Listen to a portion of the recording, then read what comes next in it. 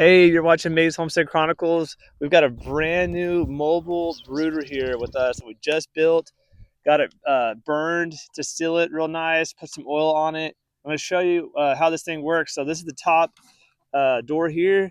This is a little latch I just built so we wouldn't have to buy extra hardware.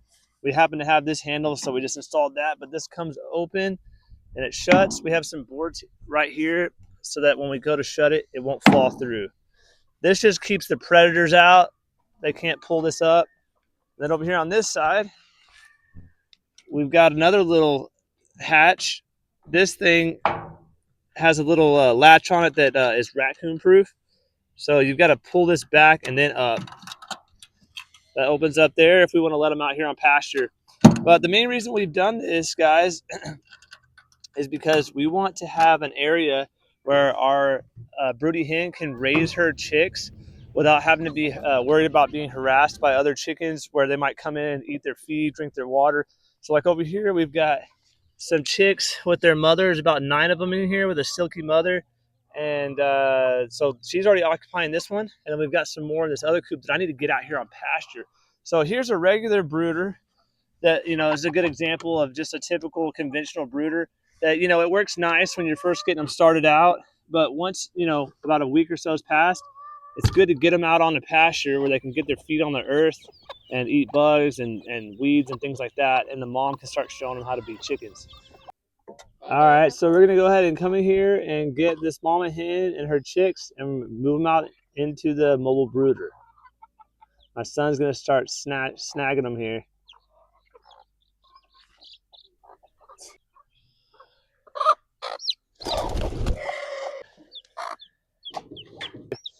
All right, we're gonna go ahead and put them in here with mom.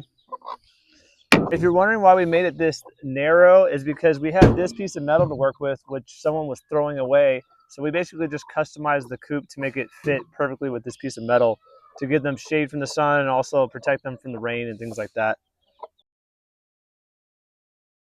We wanted to show y'all, just in case there's some of you that might be interested to know what type of breed this mom is.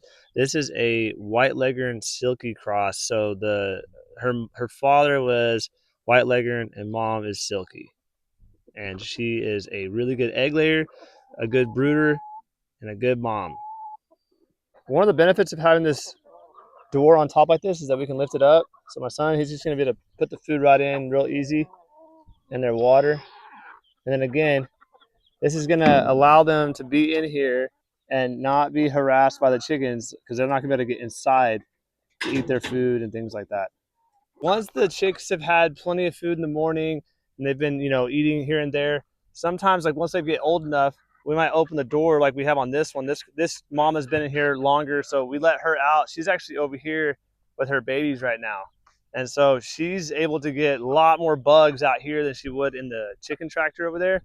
And so we let them out like this every so often. And then, maybe later on, close to the evening, I'll come out here and round them up with some food and we'll put them back into the mobile brooder again. But just wanted to show y'all that it's really a good idea to let them out like this so they can free range and pasture in more areas and forage and find little critters and bugs that they wouldn't normally find inside that mobile brooder.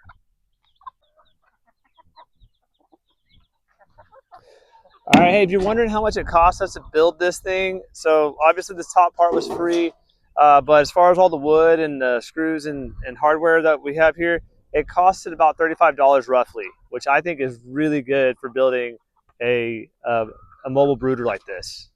If you enjoyed the video, as always, give it a big thumbs up. Make sure to hit that hype button and leave us a comment and tell us what you have done to get your little chicks out on pasture with their mother. And guys, we'll see you in the next one. God bless you as always in the mighty name of Jesus Christ. Bye-bye. Oh yeah.